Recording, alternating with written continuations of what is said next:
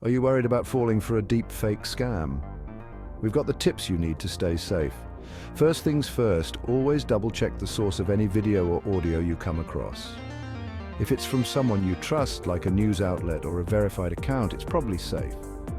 But if you're not sure, do some quick research before believing it. Look for inconsistencies. Deepfake videos might have strange facial movements or awkward voice syncs. These little details can be a big red flag. Use technology to your advantage. There are apps and tools designed to detect deepfakes. A quick scan can save you a lot of trouble. Lastly, trust your gut. If something feels off, it probably is. When in doubt, ask a friend or family member for their opinion. Stay smart, stay safe, and don't let deepfakes fool you. With these tips, you can protect yourself from AI scams.